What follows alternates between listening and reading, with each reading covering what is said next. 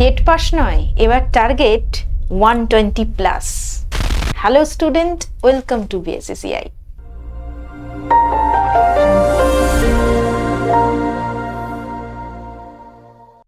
আজকের এই ভিডিওতে টেটে কিভাবে 120-র ওপর নম্বর আমরা তুলতে পারবো তার একটা স্ট্র্যাটেজিক প্ল্যান নিয়ে এসেছি।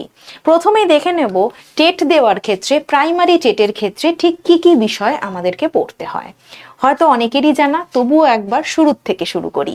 তো প্রথমেই সিডিপি অর্থাৎ কিনা চাইল্ড ডেভেলপমেন্ট অ্যান্ড পেডাগজি, যেখান থেকে থাকবে 30 নম্বর, বাংলা যেখান থেকে থাকবে 30 নম্বর, এরপরে আছে ইংলিশ থেকেও আছে 30 নম্বর, এবং আছে গণিত এবং ইএনভিএস, প্রতিটি ক্ষেত্রেই কিন্তু 30 নম্বর করে থাকছে। তো এই হচ্ছে আমাদের প্রাইমারির টোটাল সিলেবাস। এবার যেটা প্রশ্ন সেটা হচ্ছে এই এতগুলো বিষয় কিভাবে আয়ত্ত করব এবং এক্ষেত্রে টাইম ম্যানেজমেন্টের ধরন কেমন থাকবে। তো সেক্ষেত্রে বলবো যে প্রাইমারি টেটে মূল যে সিডিপি সেখানে 30 নম্বর থাকে ঠিকই, তার সাথে কিন্তু বাকি 4টে বিষয়ের ওপরেও কিন্তু পেডাগজিক্যাল কিছু কিছু প্রশ্ন থাকে। অর্থাৎ 150 নম্বরের মধ্যে প্রায় 75 নম্বরই পেডাগজি ওরিয়েন্টেড। অর্থাৎ কিনা আপনি হয়তো 30টা বাংলার প্রশ্নপত্র সলভ করছেন, সেখানেও কিন্তু আপনার বাংলা ওরিয়েন্টেড পেডাগজি রয়েছে। আবার যখন আপনি ম্যাথ করছেন, ম্যাথ ওরিয়েন্টেড পেডাগজির প্রশ্নও কিন্তু থাকছে।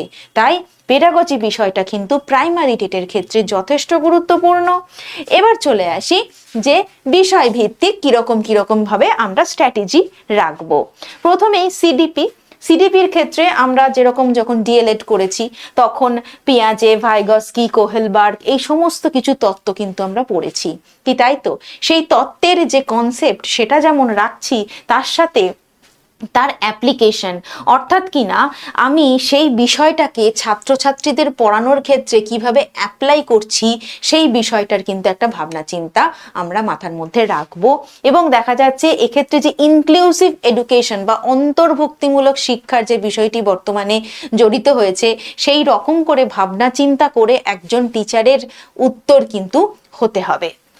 মুখস্থ না করে শিক্ষক হিসাবে আপনি ক্লাসরুমে কিভাবে যে কোনো সিচুয়েশনকে হ্যান্ডেল করবেন, বা আপনার যে নলেজ রয়েছে সেই নলেজটাকে আপনি বাচ্চাদের মধ্যে ছড়িয়ে দেওয়ার জন্য কি প্রসেস ইউজ করবেন, সেই বিষয়টার ক্ষেত্রে কিন্তু এখানে জোর দেওয়ার কথা বলা হয়।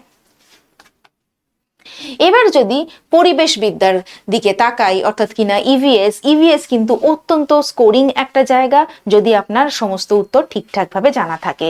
তবে এক্ষেত্রে আমরা প্রথমেই যেরকম কি বই পড়বো, কোন টপিক পড়বো, এই নিয়ে একটুখানি উতলা হয়ে যায়।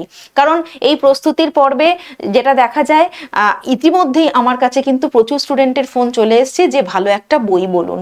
সবার প্রথমে যেটা বলবো সেটা হচ্ছে যে প্রাইমারি টেট বা আপার প্রাইমারি টেট আপনি যে পরীক্ষার জন্যই প্রস্তুতি নিন না কেন, ক্লাসের বই, অর্থাৎ কিনা আমাদের পশ্চিমবঙ্গ সরকারের যে ক্লাস 3 থেকে 8 পর্যন্ত যে পরিবেশ এবং বিজ্ঞানের বই রয়েছে, সেই বইটা একদম প্রথমে আপনি খুঁটিয়ে পড়ে ফেলুন। তারপরে গিয়ে আপনি অন্য কোনো গাইড বুক দেখবেন। এটা হচ্ছে সবার প্রথম কাজ। এবার ধরুন বাস্তুতন্ত্র, দূষণ, গ্লোবাল ওয়ার্মিং, এরকম বিভিন্ন চুক্তি, দিবস, এই ওরিয়েন্টেড বিভিন্ন প্রশ্ন থাকে। সেটার জন্য অবশ্যই আপনাকে এর পাশাপাশি গাইড বুক দেখতে হবে, কিন্তু টেক্সট বইকে আমরা অবহেলা করব না। এবার একটি গুরুত্বপূর্ণ বিষয় ম্যাথসের ক্ষেত্রে, সেটা হচ্ছে যে প্রাইমারি টেটেতে আমরা যে ম্যাথসের পোর্শনটা দেখি, সেটা নিয়ে অনেক স্টুডেন্টের একটু ভয় থাকে, কারণ অঙ্কের চর্চাটা আমাদের নিয়মিত তো থাকে না পড়াশোনার সাথে, যখন সেইভাবে পড়াশোনার সাথে সংযোগটা না থাকে। তো সেক্ষেত্রে আমি বলবো যে প্রাইমারি টেটের ম্যাথসের প্রশ্ন কিন্তু খুব আহামরি শক্ত হবে, এটা প্রথম থেকে ভেবে আমরা ভয় পেয়ে যাব না, ঠিক আছে? তবে বেশ কিছু বেসিক জায়গা সেখানে আমরা ভালো মতো করে বুঝে শুনে এবং প্র্যাকটিসের মধ্যে দিয়ে নিজেকে তৈরি করার দিকে খেয়াল রাখবো। যেরকম ধরুন লসাগু, গসাগু, নাম্বার সিস্টেম, তারপরে হচ্ছে গড়, লাভ, ক্ষতি, জ্যামিতির বেসিক সূত্র, এগুলো কিন্তু নিজেকেই নিজের মতো করে রেডি করে ফেলতে হবে, কারণ এগুলো কোনোটাই আমাদের কারোর কাছে নতুন নয়, আমরা নিজেরাই স্কুলে এই ব্যাপারগুলোকে পড়ে এসেছি। তাই এই ব্যাপারটার, এই বিষয়গুলোর যে ধারণা এবং এই বিষয়ের ক্ষেত্রে নিজেকে আমি কতটা ফিট করতে পারছি, সেখানে কিন্তু নিজের এফোর্টটা খুব গুরুত্বপূর্ণ। এবার চলে আসি প্র্যাকটিসের ক্ষেত্রে। একই রকম ভাবে আপনি সরকারি স্কুলের বইগুলোর অঙ্কগুলো তো দেখছেন, তার সাথে সাথে বইয়ের মধ্যে যে উদাহরণের অঙ্ক থাকে, অনুশীলনীর অঙ্ক থাকে, সেইগুলো কিন্তু আপনি প্রত্যেকটাই হাতে কলমে প্র্যাকটিস করবেন, যাতে করে আপনি এই সিচুয়েশন সাথে, এই সিস্টেমের সাথে নিজেকে খুব সুন্দরভাবে এগিয়ে নিয়ে যেতে পারেন। কারণ অঙ্ক মানেই ভয় নয়, নিজেকে রেডি রাখা প্র্যাকটিসের মধ্য দিয়ে। এবার চলে আসি ভাষা, অর্থাৎ কিনা বাংলা এবং ইংরাজি, এই দুটো বিষয়ের পরীক্ষা তো আমাদের দিতে হয়। তো সেক্ষেত্রে বাংলার ক্ষেত্রে যেরকম সমাস, কারক, ধ্বনি রয়েছে, আবার ইংলিশের ক্ষেত্রে সাবজেক্ট ভার্ব অ্যারেঞ্জমেন্ট রয়েছে, এরর কারেকশন রয়েছে, পার্টস অফ স্পিচ রয়েছে। এগুলো কিন্তু একেবারে কনসেপচুয়াল গ্রামারের জায়গা। এখানে কনসেপ্টের বাইরে কিন্তু আর কোনো সহজ সরল কোনো সমীকরণ নেই যেটা আমরা গুলে খেতে পারি। সুতরাং প্রত্যেকটা বিষয় বুঝে বুঝে পড়া এবং ভালো টেক্সট বই থেকে কিন্তু গ্রামারের পোর্শনগুলো পড়াটা খুব দরকার। এবার যদি আসি, এই দুক্ষেত্রে কিছু ফ্রি নম্বর তোলার জায়গা থাকে। সেটা কি রকম? সেটা হচ্ছে প্যাসেজ। হ্যাঁ, দুটো প্যাসেজ আপনি পাবেন। সেই প্যাসেজ থেকে যে প্রশ্নগুলো আসবে, আপনার টার্গেট থাকবে সেই প্যাসেজের একটি প্রশ্নেরও ভুল উত্তর আমি দেব না। হ্যাঁ, এটা একেবারে আপনার কাছে ফ্রি নাম্বার। তো সেই কারণে প্যাসেজ সলভের প্র্যাকটিস কিন্তু আপনার রুটিনের মধ্যে আজ থেকেই ইনক্লুড করে ফেলুন। এবার কিছু গেম চেঞ্জার্স রোল।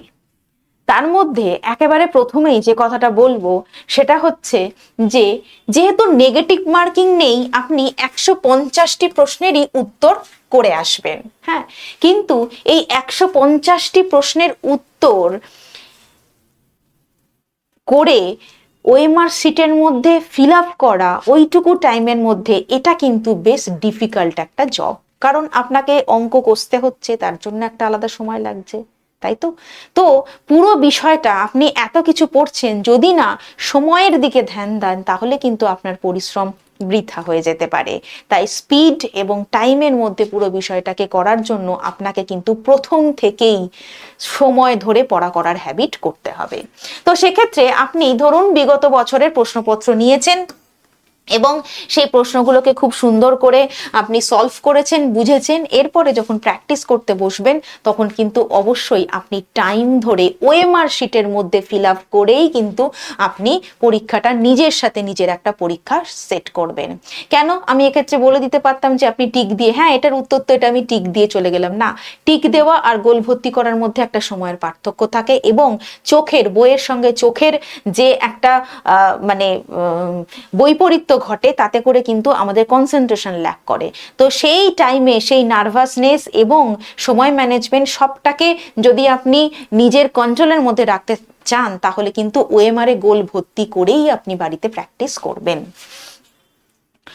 গাইড বই কিনবেন তো অবশ্যই, কিন্তু তার আগে যেরকম এর আগেও বললাম যে টেক্সট বইগুলোর উপর আপনার কিন্তু নজর থাকবে এবং থাকবে আলাদা যত্ন সেগুলো পড়ার ক্ষেত্রে। পরিবেশ, গণিত, ভাষার উপর যে বইগুলো, সেগুলো খুব ভালো করে পড়ে আগে নিজেকে মজবুত করে নিন।